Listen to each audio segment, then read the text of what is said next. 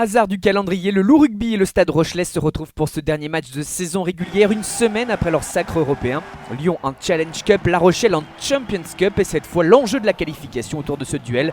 Lyon a besoin d'un succès bonifié, La Rochelle peut se contenter d'un bonus défensif. Il ne fallait donc pas s'attendre à autre chose.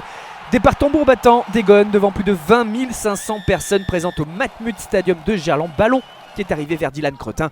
Suite à une séquence de presque 3 minutes, réaction des Maritimes qui ne se fait pas attendre. Botia réalise un petit par-dessus décisif pour éliminer une partie de la défense, récupéré derrière. Les passes s'enchaînent, Retière peut décaler Facundo Bosch. Le talonneur positionné à l'aile, l'essai qui replace directement La Rochelle dans cette rencontre, le ralenti cette fois. Et la résistance de Bosch au plaquage de Nakaitasi. Mais Lyon veut son bonus, joue les pénalités rapidement. À la main, Romain Taofi Fenoua en point de fixation. Cela s'écroule juste avant, Bamba refoulé à son tour. Couillou qui cherche les solutions. Et la solution, Joshua Tuisova qui franchit la ligne. Deuxième essai rhodanien. Et comme on le revoit malgré la défense d'un certain Botia, sacré combat. La joie de Pierre Mignoni qui va quitter le Loup à l'issue de cette saison après 7 années. Tout un symbole pour lui que ce dernier match à Gerland.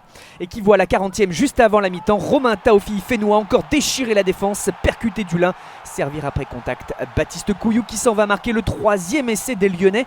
17-5 et surtout un Loup qui n'est plus qu'à un essai du bonus offensif. Son objectif pour espérer se qualifier. Grâce notamment à un gros volume de jeu dans ce premier acte. 19-5 à la mi-temps. Mais La Rochelle fait un retour de mi-temps tonitruant, jouant aussi les pénalités à la main avec ce premier impact signé Bosch. Et puis un départ au ras de Joël Sclavi, le pilier marque et c'est une réaction immédiate des Rochelais. 5 minutes plus tard, requinqué notamment par l'apport de son banc, le Stade Rochelais repart à la charge. Bergeon remise sur le fermé dans la course de Jules Favre qui parvient à se jeter dans le coin pour marquer à son tour malgré le peu d'espace. On revoit justement ce choix juste de rebasculer petit côté, d'écarter vers l'ailier. Malgré Nakaitasi en défense, 10 minutes intenses pour les Rochelais, 55e, nouvelle attaque. Des passes rapides, Pierre Bourgarit qui mobilise plusieurs adversaires. On est quasiment sous les perches après cette nette avancée. Un ballon qui arrive vers Winnie Antonio dont la puissance fait le reste, c'est aplati. Et La Rochelle passe devant pour la première fois de la rencontre. 19-24, Lyon sait qu'il doit marquer à nouveau 4 essais pour espérer se qualifier. Il reste un peu plus de 10 minutes.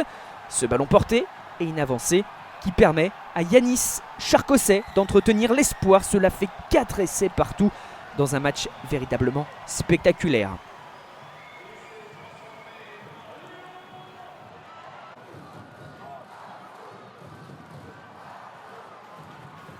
Et pour le symbole, en tout cas, les Lyonnais sont repassés devant. Mais c'était sans compter la détermination des Rochelais. Un assaut de l'embu, du jeu direct, du pick and go. Et Levani Botia qui marque à son tour sur cette charge. Et ce malgré le trafic et malgré la densité de la défense sur la ligne d'embu. Il est là le plan qui permet de voir ce ballon qui est bien aplati. La Rochelle s'impose donc à Lyon 29-26 et se qualifie pour la phase finale à l'inverse du Loup. Et Pierre Mignoni salué par son président Yann Roubert. Tout un symbole que cette fin d'aventure pour le technicien.